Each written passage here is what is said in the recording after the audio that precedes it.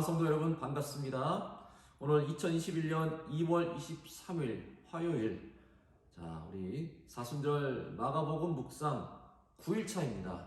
오늘 말씀은 마가복음 4장 14절에서 29절까지 말씀, 제가 봉독해 드리겠습니다. 뿌리는 자는 말씀을 뿌리는 것이라.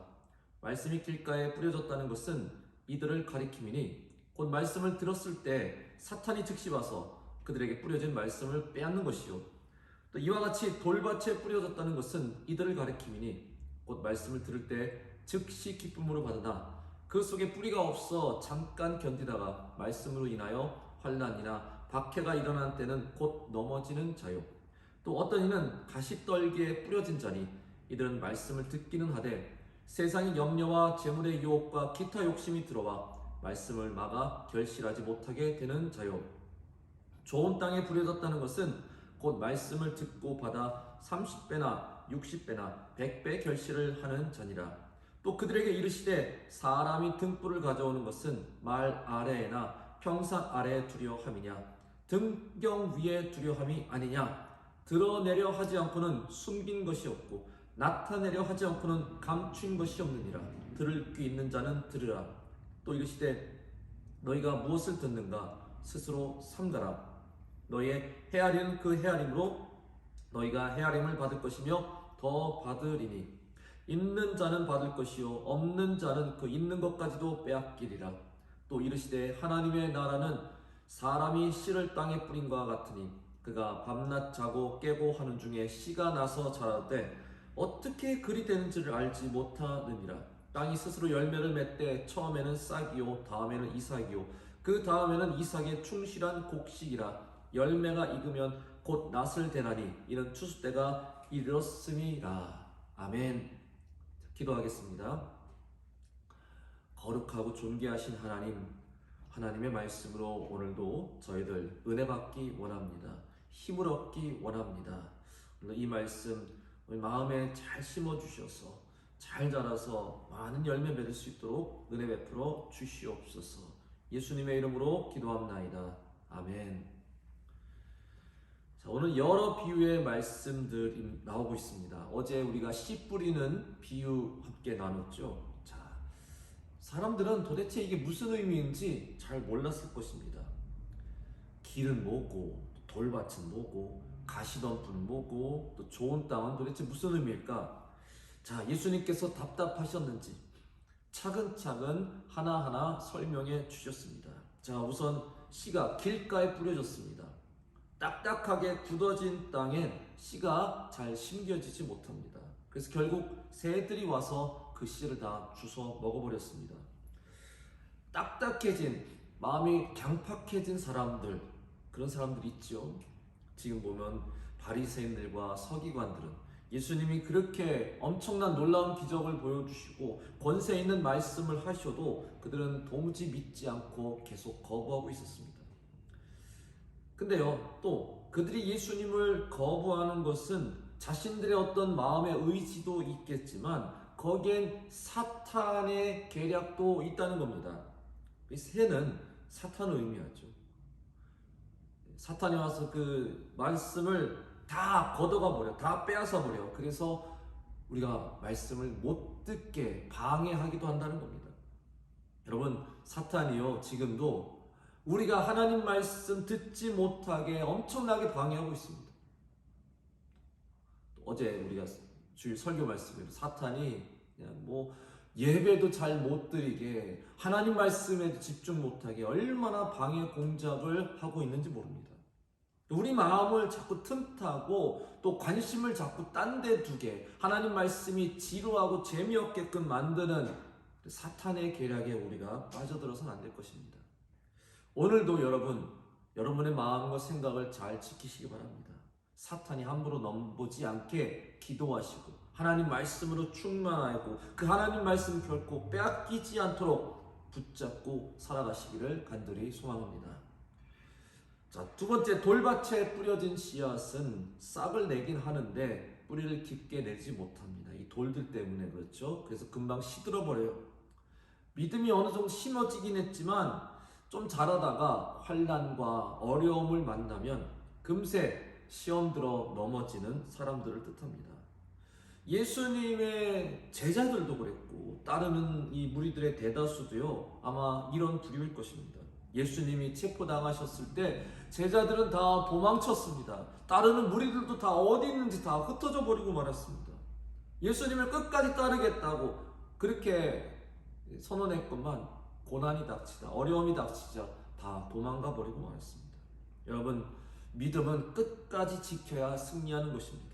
그러려면 인내를 온전히 이루라 했습니다.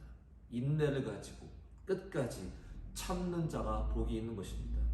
믿음의 인내를 우리가 잘 이루려면 우리의 마음의 근심, 걱정, 두려움이란 이 무거운 돌들을 솎아내야 돼요. 골라내고 제거해야 됩니다. 우리 마음에 오직 복음에 대한 희망과 또 기쁨과 감사로 우리 마음이 옥토와 같은 밭이 되어야 됩니다.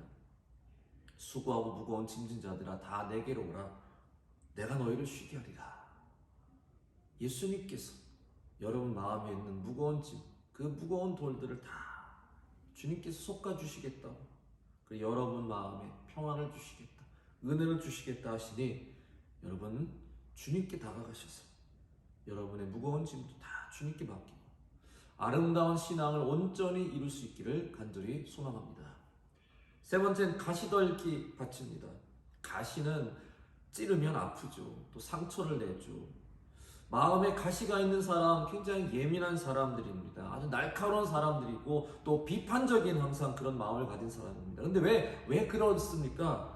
보니까 세상의 염려와 재물의 유혹과 기타 욕심에 빠졌기 때문에 세상의 염려, 특히 욕심에 가득 찬 사람이 욕심이 너무 많으면 다른 사람에 대한 배려심이 부족합니다. 자기 이기주의에 빠지고 교만해지게 됩니다. 그래서 남에게 상처를 잘 입히게 됩니다.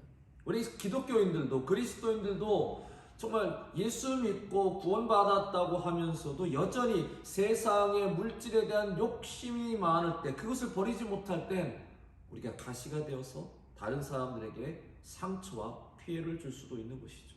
그래서 항상 조심해야 될 것입니다.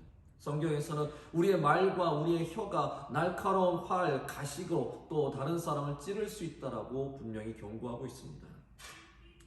우리 가시덤불은 어떻게 해야 돼요? 싹 갈아엎는 수밖에 없어요. 그 가시덤불을 뭐 어떻게 합니까? 갈아엎어야죠. 불로 다 불태워버리고 그 땅을 갈아엎어야만 거기 씨앗이 자랄 수 있을 것입니다. 그리고서 이제 마지막 땅인 좋은 땅이 나옵니다.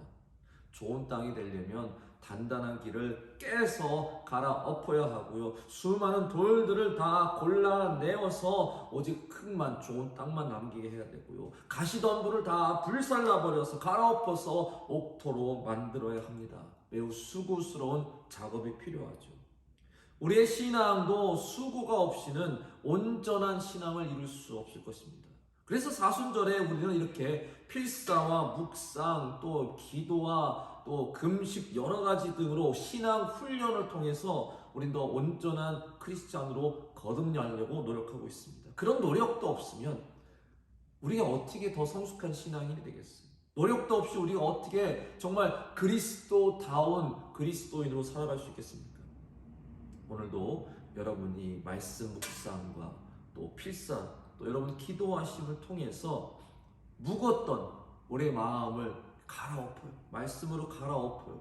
그래서 하나님 말씀이 다시 우리 마음에 잘 심겨져서 더 좋은 믿음의 성령의 열매를 맺는 사람들이 되시기를 간절히 소망합니다. 또 여러 비유의 말씀들이 나오죠. 21절부터는 등불을 켜는 비유가 나옵니다. 지금이야 우리가 등불을 잘 안 쓰지만 옛날엔 필수였겠죠. 밤에 등불 없으면 어떻게 살겠어요? 등불 하나로 방을 환하게 비추려면 등불이 잘 비추는 등경 위에다가 딱 올려두든지 해야 되는데, 여기서 예수님은 21절 말 아래나 평상 아래, 말이 뭡니까? 이런 큰 통 안에다가 여러분 등불을 집어넣으면 이 통으로 가려가지고 빛이 다 가리게 되겠죠. 테이블도 테이블 위에 올려놔요. 테이블 밑에다가 등불을 이렇게 하면은 그 빛이 테이블에 다 가려버리지 않겠습니까? 누구나 삼척동전 다 아는 사실이에요. 빛은 잘 드러나는 데 올려서 그 빛이 잘 비추게 해야 됩니다. 빛을 감추게 하면 안 돼요. 마찬가지로 우리의 빛이신 예수님이 우리 삶 가운데 잘 드러나시게 해야 됩니다. 감추면 안 돼요. 내가 예수 믿는 그리스도인으로서 나의 믿음, 나의 직분, 나의 어떤 그리스도인으로서의 사명과 신분을 혹시 부끄러워서, 혹시 피해 입을까봐, 불이익 당할까봐 숨기고 감추고 있진 않는죠. 요즘 코로나 사태로 인해서 더더욱 많은 그리스도인들이 교회 다닌다는 것 때문에 혹시 직장에서, 혹시 어디서 불이익을 당할까봐 숨기고 감추는 그런 일들이 많이 있는 것 같습니다. 굉장히 안타까운 그런 상황이죠. 물론 지금 상황에서 솔직히 막 드러내라라고 여러분께 말씀드리기는 어려울 것 같습니다. 감추고 싶어하는 분들도 함부로 비난할 수도 없는 것입니다. 그러나 분명 성경에 주님께서는 빛을 감추어서는 안 된다. 잘 보이게 드러내야 된다. 지금은 우리가 숨을 고르고 있는 그런 시간이지만 언젠간 다시 우리는 우리의 빛을, 복음의 빛을, 그리스도의 빛을 다시 잘 드러내게 비춰야 할 것입니다. 그리고 한 가지 더 비유가 나오죠. 마가복음에만 유일하게 나오는 비유인데 은밀하게 자라는 씨앗의 비유입니다. 씨를 뿌리면 그 씨앗에서 싹이 트고 자라는데 그 자라는 과정을 우리는 눈으로 볼 수가 없잖아요. 엄청나게 천천히 자라는데 근데 밤에 자고 아침에 일어나서 가보면 커져 있단 말이죠. 야, 언제 이렇게 커졌지? 언제 이렇게 싹이 이렇게 더 자랐지? 다 자라나는 현상을 우리는 물론 지금은 슬로우 카메라로 계속 찍어가지고 빠르게 이렇게 막 보면 그게 자라나는 게 보이겠지만 우리 눈으로는 도저히 알 수가 없습니다. 그게 참 신기하죠. 여러분, 사실 자라나는 생명력, 이게 얼마나 대단한 겁니까? 씨앗은 물론 우리가 생각할 때 농부가 씨앗을 밭에다 심고 거기다 또 물 주고 또 거름도 주니까 그 씨앗이 잘 자라는 거지 라고 생각하지만 사실 씨앗은요 그냥 아무데나 떨어져도 그냥 알맞은 환경, 좋은 여건만 되면 스스로 알아서 잘 자랍니다. 농부의 어떤 그런 관심과 어떤 그런 배려 없이도 들판에 자라는 그냥 그 잡초들 또 여러 가지 나무들 자기들이 스스로 알아서 자라잖아요. 참 그 생명력 대단하지 않습니까? 그리고 이 아주 작은 하찮은 씨앗이 어떻게 그렇게 자라서 큰 나무가 되고 그 나무에서 어떻게 그렇게 많은 열매를 맺을 수 있을까요? 그 작은 씨앗 하나가 결국에는 나중에 30배, 60배, 100배의 결실을 맺는다는 거, 이거 얼마나 대단한 생명력입니까? 누가 그렇게 하는 거예요? 도대체 어디서 그런 생명력을 얻는 거예요? 주님께서는 그것은 오직 하나님께로부터다. 우리도 엄청난 생명력의 힘으로 우리는 살아가고 있어요. 우리 안에 이 육신에 엄청난 많은 세포들이 오늘 하루도 다시 자라고 생성되고 또 죽어가고 있고 또 만들어지고 있고 이 엄청난 생명력이 지금 우리 안에 작용하고 있습니다. 근데 우리가 그걸 알아요? 우리가 그걸 주관하고 다스리고 있습니까? 오늘 내가 내 몸에 세포 한 10개만 만들어야겠다. 이거 늙은 세포 한 10개는 죽여야겠다. 우리가 그렇게 경영을 합니까? 아니요. 그냥 알아서 스스로 엄청난 생명력으로 지금 우리 몸을 이끌어가고 있는데 그것은 바로 생명의 주관 되신 하나님께서 하시는 일인 거예요. 우리가 가져야 될 확신은 하나님께서 지금 일하고 계시고 하나님의 일은 하나님이 다 알아서 책임지시고 이루어 가신다는 겁니다. 우리가 어떻게 싹을 내지, 이거 과연 잘 자랄까, 내가 물도 더 줘야 되나, 거름도 더 줘야 되나, 어떻게 되나 너무 염려할 필요 없다는 사실입니다. 하나님 나라는 하나님께서 일하시고 계시고 하나님께서 반드시 또 그 일을 마치시게 될 것입니다. 그래서 빌립보서 1장 6절에 사도 바울이 이렇게 확신하고 있어요. 너희 속에 착한 일을 시작하시니가 그리스도 예수의 날까지 이루실 줄을 우리가 확신하노라. 확신합니다. 반드시 이루실 것이라는 것을. 오늘 말씀의 교훈은 하나님 나라가 더디 자라는 것 같지만 이 마가복음이 누굴 위해 써졌습니까? 고난받는 핍박당하는 로마 교회 성도들을 향해 써졌습니다. 아, 우리 교회가 망하는 거 아니야? 여기서 끝장나는 거 아니야? 도대체 하나님 뭐하고 계시는가? 답답해. 왜 그러지? 근데 여기서는 답답해하지 마십시오. 하나님 일하고 계세요. 신비롭게 놀랍게 일하고 계시고 우리가 막 애쓴다고 해서 되는 것도 아니고 하나님께서 분명히 책임지시고 하나님이 시작하신 일, 교회의 부흥, 온 세계 모든 민족의 또 부흥, 복음화 하나님께서 반드시 역사하시고 그것을 책임지시고 끝마치실 것이라는 것. 인간의 힘과 지혜로 그것이 이렇게 저렇게 좌지되지 않는다는 겁니다. 우리는 좀 하나님께 맡겨야 돼요. 지금도 교회가 어떡하지? 이거 잘못되는 거 아니야? 다 이거 기울어가는 거 아니야?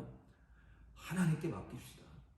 교회는 하나님이 주인이시니까 하나님께 맡기고 그냥 우리는 거기에 따라가면 되는 거예요.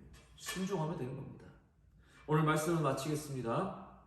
말씀과 기도와 신앙 훈련으로 나 자신을 자꾸 우리 심령을 갈아엎어 거듭난 신앙인으로 좋은 땅 옥토와 같은 믿음과 마음으로 여러분 살아가시기 바랍니다.